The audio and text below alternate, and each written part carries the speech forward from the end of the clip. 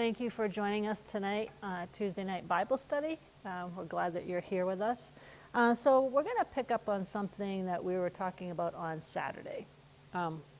If those of you that were with us know that we had a kind of intense service on Saturday, and we were covering the whole thing with Charlie Kirk and talking about different stuff about standing up and being bold and everything like that, and how when the enemy strikes, you need to come back standing strong. Come back with a strong attitude. Well, part of that is what we didn't quite get into was coming back stronger than ever by refusing to quit. We're a camp that has heard this type of sermon through the years about how quitting is not an option, refusing to quit and stuff. But we're in some pretty intense times right now. We're in some times when there's a lot of pressure out there. There's a lot of things going on in this world. The battles going on all over the place. We mentioned on Sabbath about how last week alone, was a very intense time in this world, in this nation. So there's a real enemy. And we have a real enemy that's trying to obviously steal, kill, and destroy, trying to thwart Yahweh's plan for his children. And an enemy who probably quite a bit now, especially after the events of last week, is whispering to people, maybe not even whispering, talking to people about, well, look at everything that's been going on and stuff like that. Maybe it's just time to give up. Maybe it's time to throw in the towel and quit. We've kind of heard it across the boards, different people who have been talking about how they've experienced the pressure from the enemy, to just be like, what, enough's enough. Just not doing this anymore. Just move along and stuff like that. Well, we know that when the enemy strikes, his intention is to try to silence. His intention is to try to stop somebody, try to silence somebody, try to convince you that quitting is your only option.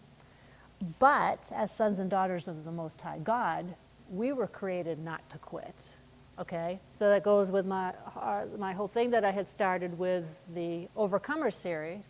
We were created to be overcomers. It says in Romans, one of my main scriptures, how we are yet more than conquerors. And that's how we need to really be walking out. But, and the whole thing where quitting is not an option. And we're in a time right now where, the sons and daughters of Yahweh need to rise up, like we were talking about on Sabbath. Rise up with a spirit of endurance. Rise up with a refusal to quit no matter what storms come. A refusal to quit no matter how long it's taking for something to manifest. A refusal to quit no matter what it may look like in the natural. No matter what, this is saying or that is saying or whatever is going on. A refusal to quit no matter what we may be seeing with these natural eyes in something, especially personally, okay? And we know we never go by our natural sight. We walk by faith, not by sight. But we have a real enemy who I know speaks to most people and is like, you know what? Just time to give it a rest, okay? Or whatever. But that is not an option for an overcomer. That's not an option for somebody who is more than a conqueror. So, no matter how fierce the enemy rages, no matter what report the world speaks, we're in a time now where Yahweh is raising up a remnant, like we've talked about.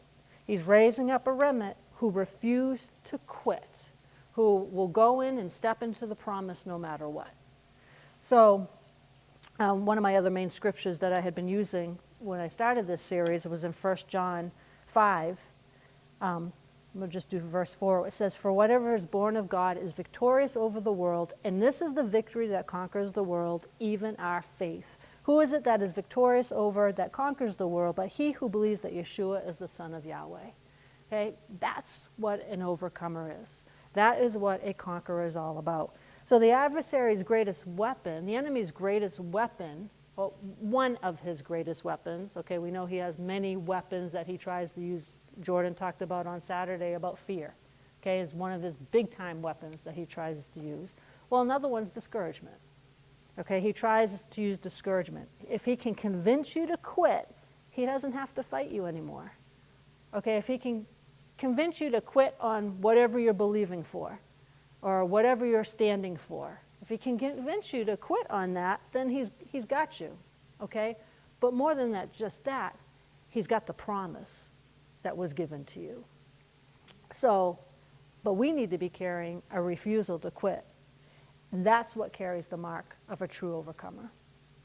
Okay, there's many marks of a true overcomer, and one of the biggest thing is having a refusal to quit. So refusing to quit is a kingdom mindset. You know, we talk a lot about mindsets in here, and that's got to be part of our mindset. Like I said, no matter how long something takes, just because it may take time in the natural, we know we don't operate out of time. Okay, we operate out of eternity. And with a God who does not look at time of things. To him, 1,000 years is a day, okay? A day is 1,000 years, that whole thing. We're not supposed to be moved by things, especially when it comes time-wise.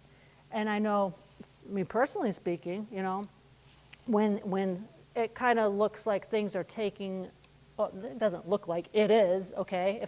If something seems to be taking longer than we expected it to take, you know, that's when you've got to stand up even stronger and harder. That's when you've got to be standing up even stronger with that refusal to quit.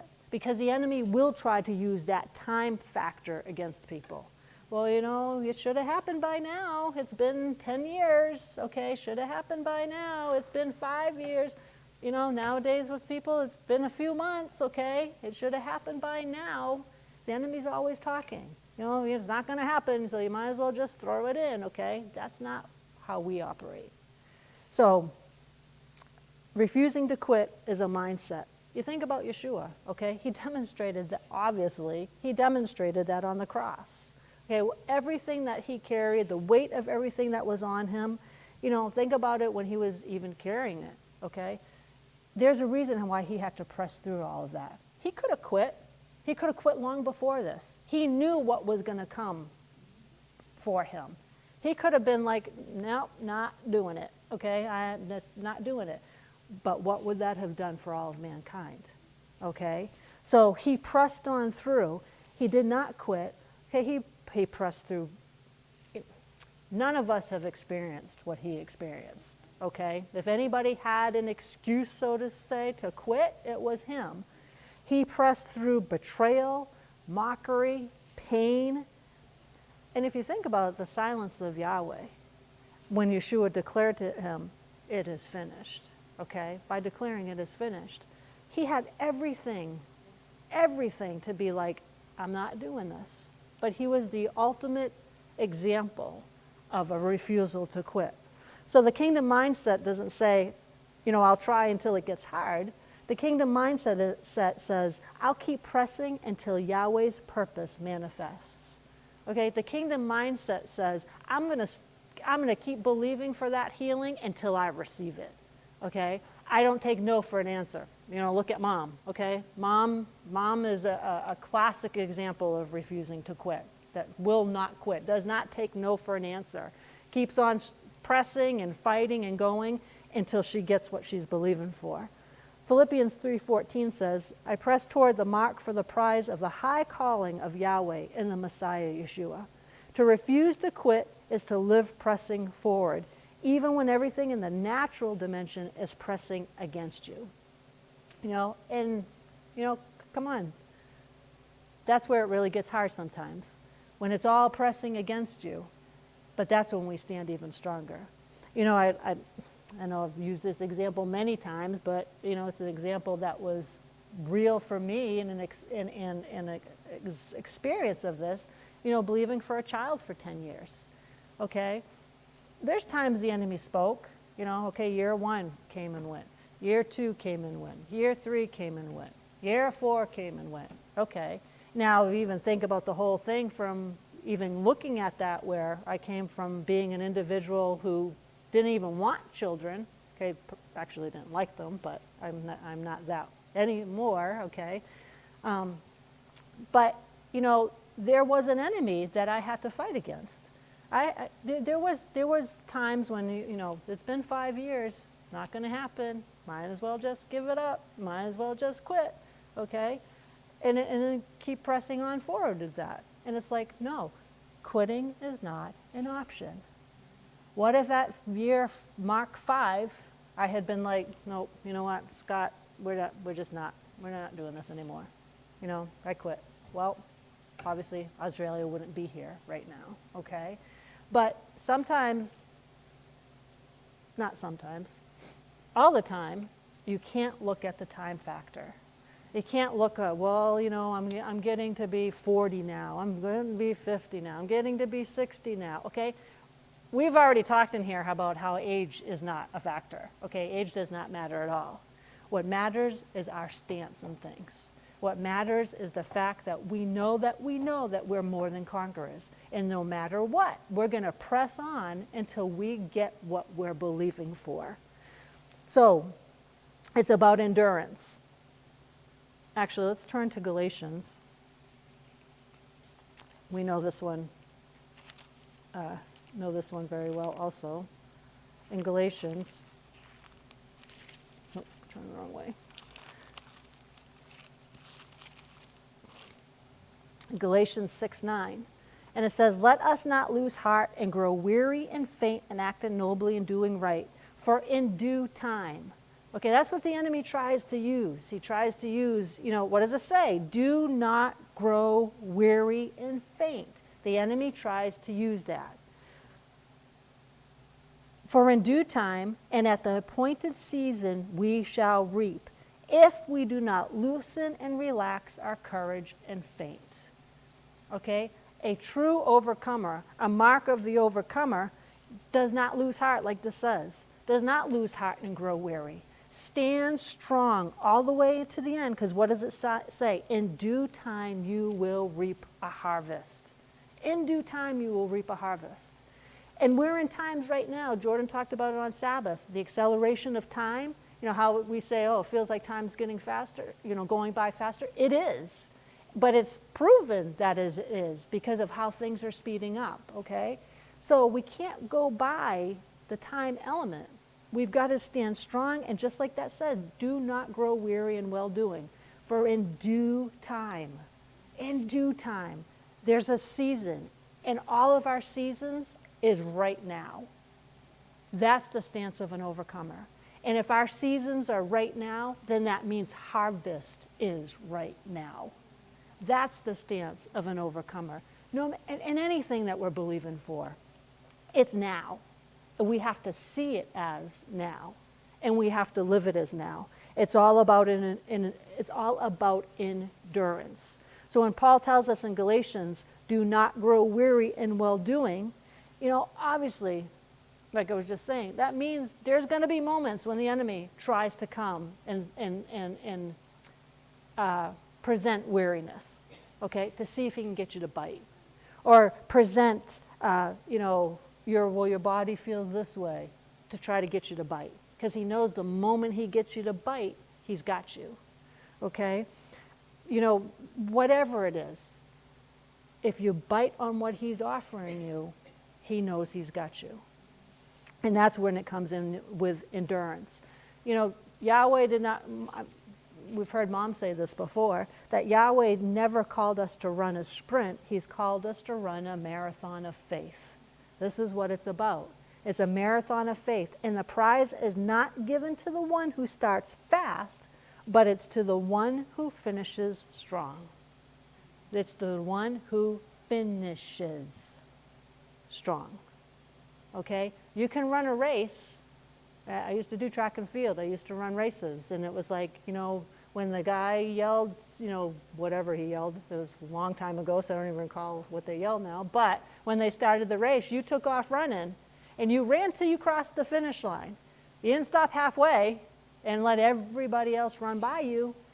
Your purpose of running that race was to win, and you run it with everything inside of you.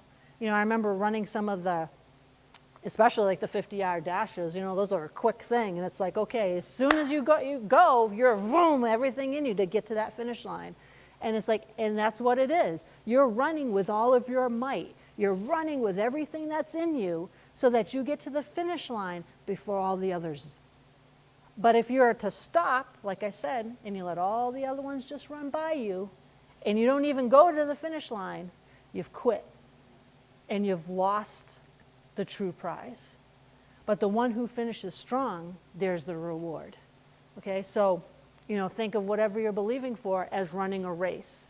As running a race so that the manifestation of what you're believing for is the prize. And you run that race for what you're believing for until you get to that finish line and it's become manifested, no matter what it is. Hebrews 12:1 says, run with endurance the race that is set before you. Then another key thing that we know this in here, but we need to remember is the enemy always, you notice, the enemy always strikes right before there's a breakthrough. Okay, how many times have we said in here before, the most amount of pressure, the most intense pressure comes right before breakthrough is about to manifest. And how many people have experienced that pressure, and that intense pressure is what the enemy is using. It's meant to get you to quit. And how many people have gotten right to that point? Okay, like we were talking about a couple of Sabbaths ago when Jordan was talking about how she had lost that bracelet. What if her and the rest of them had succumbed to those thoughts, the pressure, or you're not going to find it, already out here for hours and stuff. And there's just bombardment, and that person is right there just about to find it. She's only feet away, and it's like, and if she had only gotten like those feet away and got into those thoughts, we're not going to find it, not realizing you're only feet away from it. And you make that decision, now I'm done, and you turn around, not realizing it was right there. You were just about to grab it. You were just about to find it. You were just about to have it manifested. So, the enemy always strikes before breakthrough. The fiercest battles always come before the greatest victories. Israel faced the Red Sea just before their freedom manifested. Daniel faced the lion's den right before he was promoted. Yeshua faced the cross right before resurrection. Okay? All these things right before a major, major miracle, blessing, whatever was about to manifest. So the enemy wants you to believe that pressure is proof that you need to quit. He wants you to take that pressure as a sign, you know what, the race is over. When in actuality, the race is not over. Okay? In Yahweh's dimension, pressure is proof that your breakthrough is just about to take place. Whatever the enemy's throwing at you, whatever pressure has come towards what you're believing for is just about to take place. And now the enemy might throw a thought, in your mind, trying to get you to think, well, it's not right around the corner. It's not just about to happen. He's going to try to get you to think that way.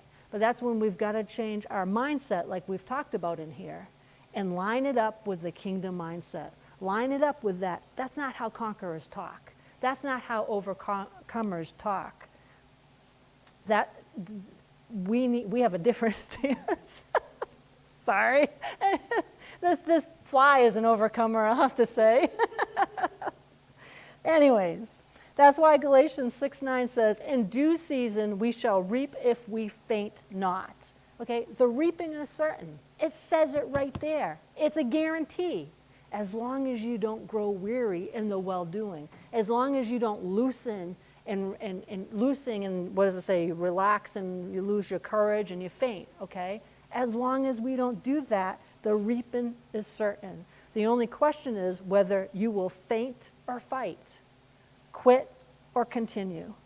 The adversary knows, the enemy knows he cannot stop Yahweh's promise, so he works overtime to try to stop you. He works overtime to try to get you to change your thought pattern, to change the way you're doing things. He works overtime by saying whatever he says to individuals to try to get them to quit. Your breakthrough will never come. Well, you'll never see this take place. You'll never, I had the enemy tell me, I don't know how many times, well, you're not going to have a baby, okay? That's not going to take place. You know, he's going to talk to you specific to what you're believing for. But that's where we stand strong against him. The only way you lose is if you quit. Come on, that's common sense, okay? The only way you lose is if you quit. As long as you keep standing, as long as you keep pressing, as long as you keep declaring Yahweh's word over the situation, victory is always inevitable. Victory is always the answer. Victory is always what's going to manifest in our lives. So how do we do this refuse to quit? How do we become, an overcomer that has this so ingrained in us that there's nothing that can get us to quit? Obviously, it's the word. It's by being strengthened by the word. When the enemy tempted Yeshua in the wilderness, Yeshua did not quit. He did not quit being in the wilderness. He did not bow, and he did not compromise. The enemy tries to use compromise. And as soon as you compromise, you've lost the battle. He stood on, it is written. You know, I have to say that really impacted me in that time. Dad did that sermon about saying that. You say, it is written, Satan. It is written, I will live and not die. It is written that I'm prosperous, that I walk in divine health. Okay, it is written that no weapon formed against me shall prosper. That's a refusal to quit. When the enemy's in your face with the most amount of pressure and whatever, is when you stand back, just like Yeshua did, and out loud declare, it is written, Satan. It is written, I can do all things through Yeshua, the Anointed One. And whatever it is that you're believing for, there's power in those three words. It is written. Because what is it is written? It's this word. It's the power in this word, this overcoming, victorious, more than a conqueror word. We need to stand against the enemy, knowing who we are and whose we are, knowing that overcomer is already been encoded in us. Okay, more than a conqueror has already been encoded into our DNA. We need to speak it, decree it, and stand on it till the atmosphere bows to the truth of that. And to the enemy bows to the truth of that. Okay? How many times, how often does mom say we change the very molecular structure of the atmosphere around us? Okay? That's part of being an overcomer. You change the very atmosphere around you with that type of mindset. So actually, let's turn to Isaiah real quick. Isaiah 40. And we're talking about this whole thing with Galatians 6:9 and stuff and standing strong. Isaiah 40:28 says, have you not known, have you not heard? The everlasting God, the Lord, the creator of the ends of the earth, does not faint or grow weary. There is no searching of his understanding. He gives power to the faint and weary, and to him who has no might he increases strength, causing it to multiply and making it to abound. Even youths shall faint and be weary, and selected young men shall feebly stumble and fall exhausted. But those who wait for the Lord, who expect, look for, and hope in him, shall change. Okay, what does it say? Shall change and renew their strength and power. They shall lift their wings and mount up close to Yahweh as eagles, mount up to the sun. They shall run and not be weary. They shall walk and not faint or become tired. That goes right with Galatians, okay? That's the trait of an overcomer. That is the trait of somebody who is more than a conqueror. Hebrews 10:23 says, let us hold fast to the profession of our faith without wavering. For he is faithful, that promised. Okay? He is faithful. When he's promised something, he is faithful to that promise. And really, that's the only thing, no matter how much the enemy throws at you. You know, I had a promise from Yahweh that I was going to have a child. That's all I needed. It didn't matter how much time went by. It didn't matter what the enemy was saying to me. All that mattered is that I knew that I had a promise from Yahweh. just like now. I stand on that. I still have a promise from Yahweh. A promise from Yahweh with my child now, because I know she's a child of promise. And I stand on that. You know, and the enemy, like I said, to all of us, he comes and he speaks certain things. But when you know you've got a promise from Yahweh, and you know there's nothing that can break that promise, you stand strong like an overcomer.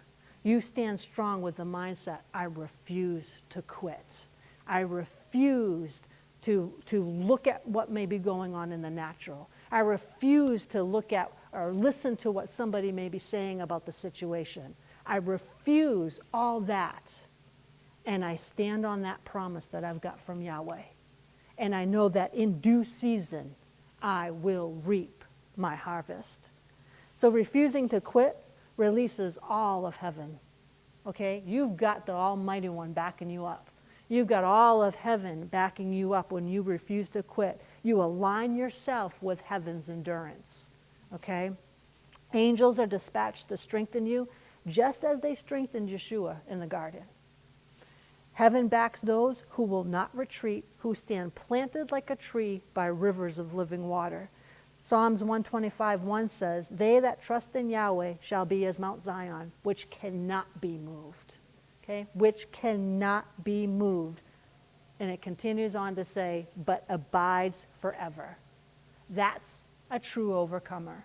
That is somebody who is more than a conqueror. Someone who cannot be removed from what they're believing on. Someone who is unshakable. Someone that will abide. If it takes forever, then it takes forever. But it won't when you're acting and standing as an overcomer.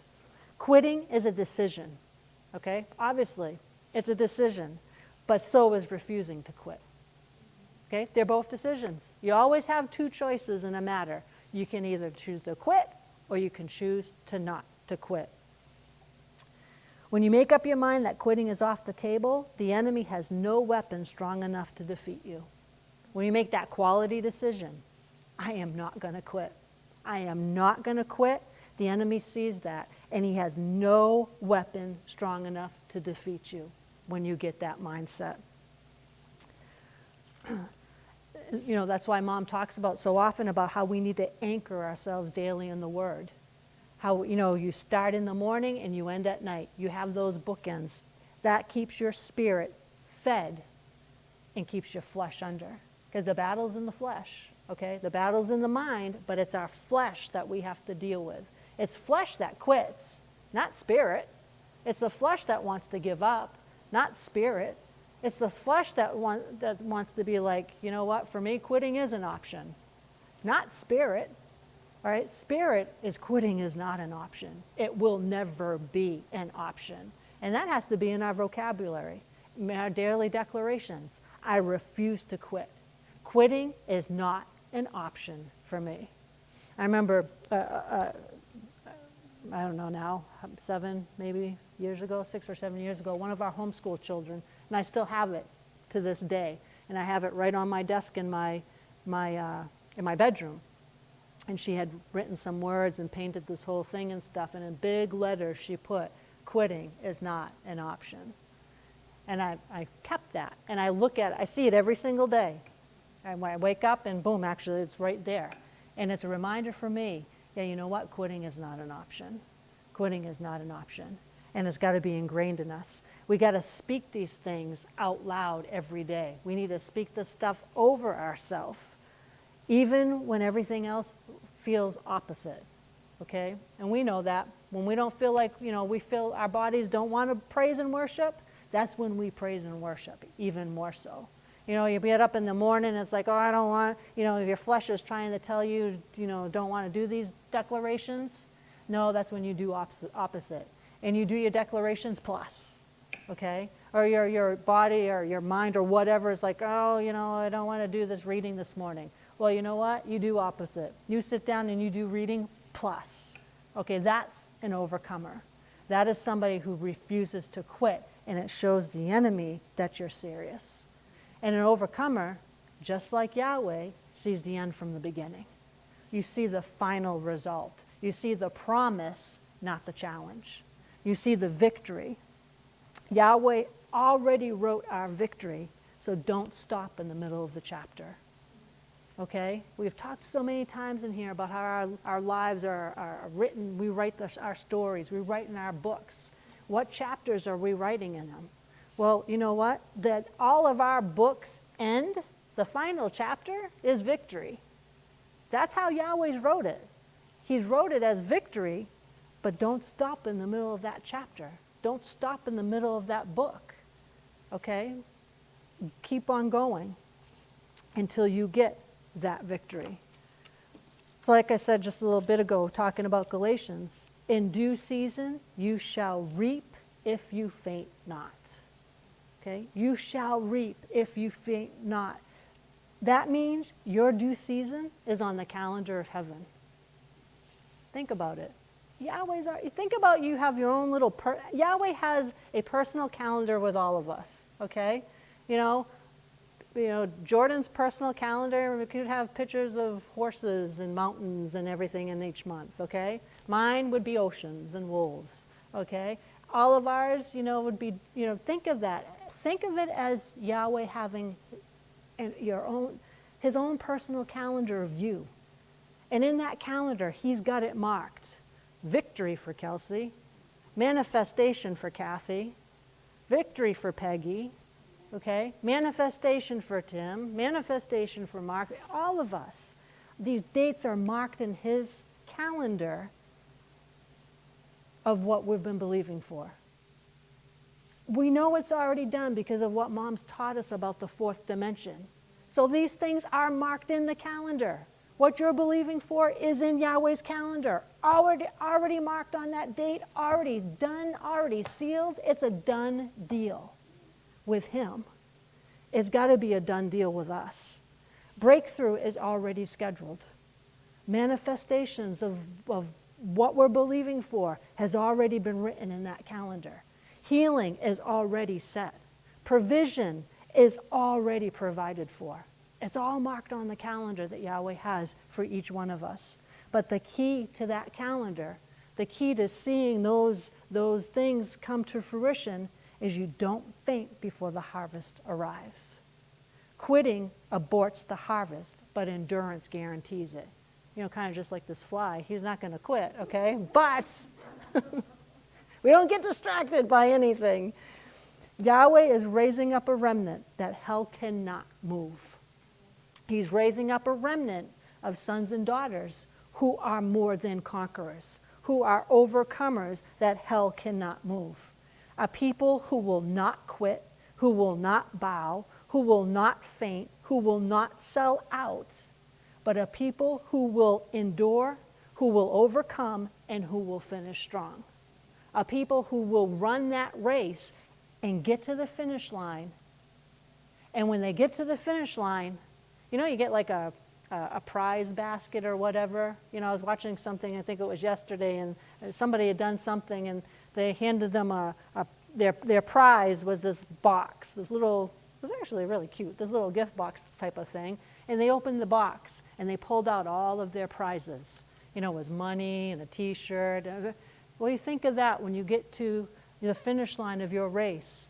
And Yahweh hands you that box, and you open it, and you pull out everything you've been believing for, okay? You pull out your money or your whatever, car or whatever you're believing for, okay? Because it's already been marked on the calendar of heaven, and it's already been manifested, and it's already done in his eyes. It's already done in him.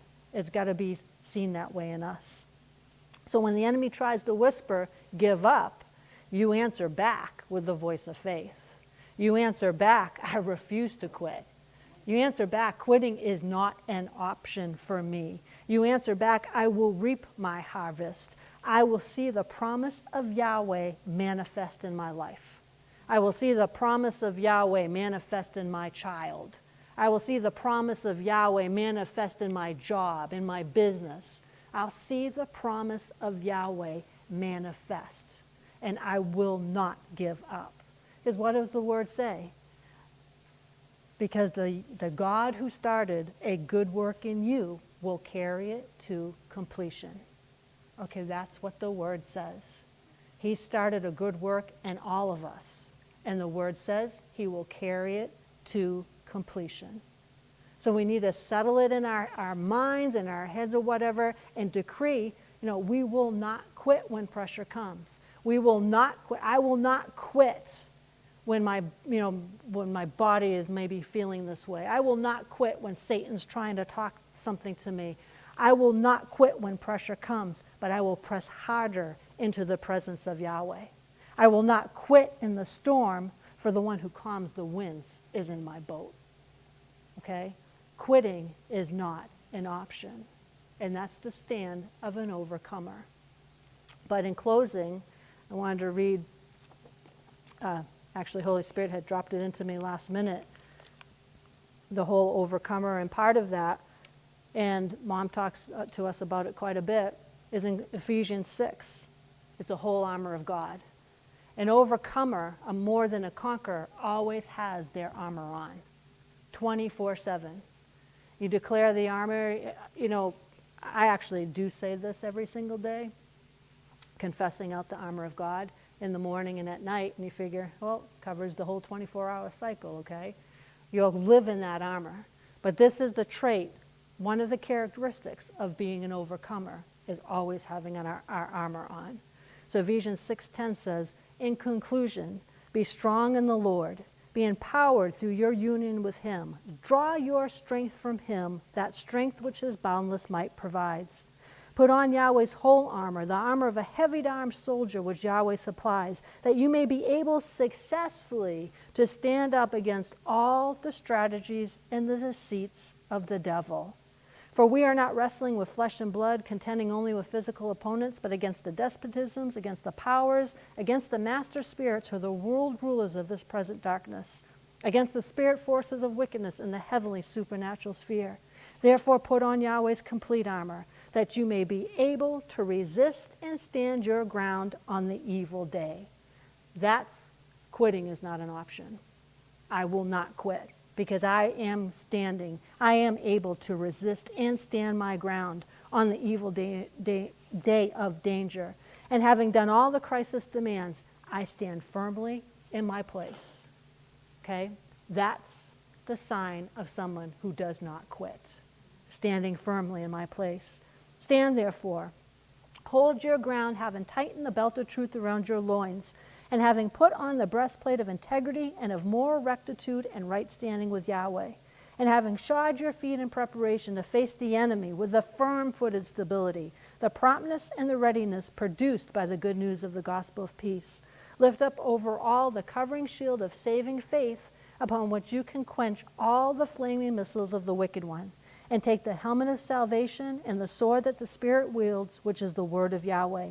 Pray at all times, on every occasion, and every season, in the Spirit, with all manner of prayer and entreaty. To that end keep alert and watch with strong purpose and perseverance, interceding in behalf of all the saints, God's consecrated people. That is the clothing of an overcomer. That is the clothing of somebody who is more than a conqueror. Someone who has on their full armor every single day and is determined to go forward no matter what the enemy tries to fire at them, shoot at them, whatever. When you've got that armor on, okay, we've done armor of God sermons in here before. And, just thinking about the breastplate real quick. When the enemy tries to shoot a dart at that breastplate, it has no choice but to bounce off and go right back at the enemy. But this is the attire of somebody who is more than a conqueror, somebody who is an overcomer. And that's how we have got to see ourselves at. And we have got to have that in our minds, ingrained in our speaking, our thinking. Quitting is not an option. I refuse to quit. I refuse to give up. I refuse to let the enemy steal from me. No more. Well, we actually, like that song, no, Satan, not today. No, not ever, ever again. So real quickly, I'm going to end with this actually. I just wanted to read this from Rick Renner, talking about being faced with stuff and somebody who didn't quit. Okay?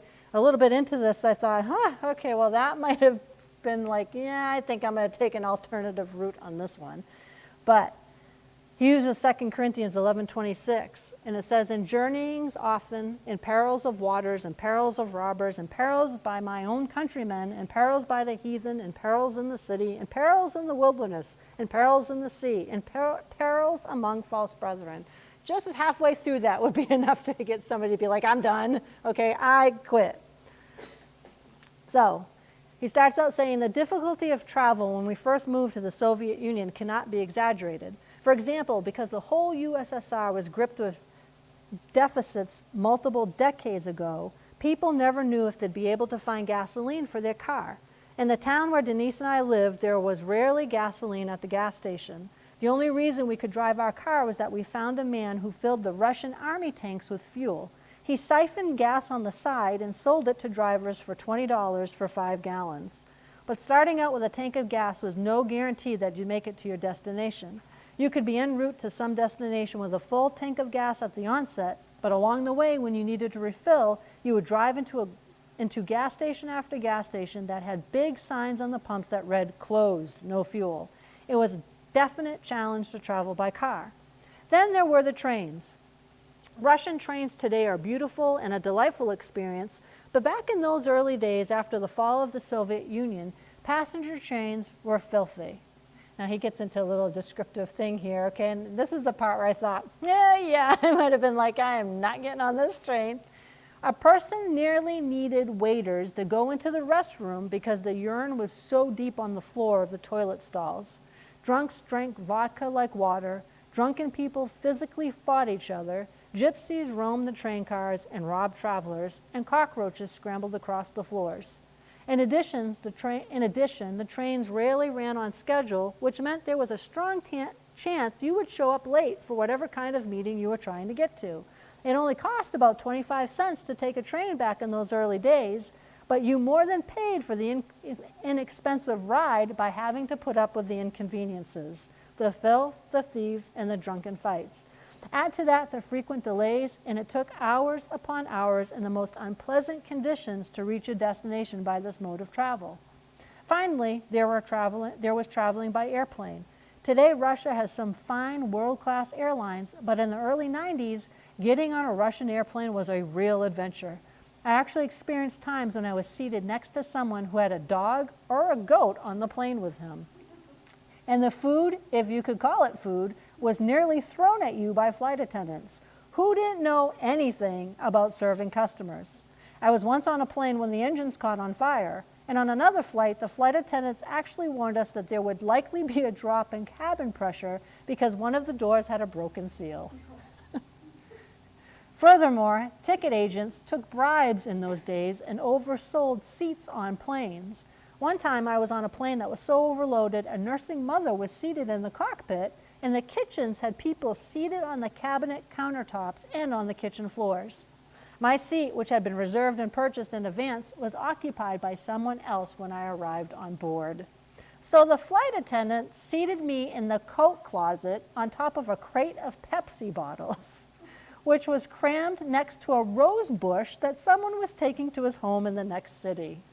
And try to imagine it. Before the flight took off, the flight attendant shut the curtain to the coat closet, so I sat in darkness the whole flight. Yeah.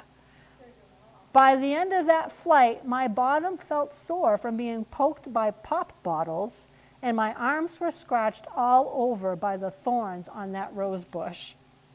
As I remember those experiences that happened so many years ago, they remind me of what the Apostle Paul wrote of his travels in 2 Corinthians 11:26, where he stated that he had been in perils of water, perils of robbers, and perils by my own countrymen.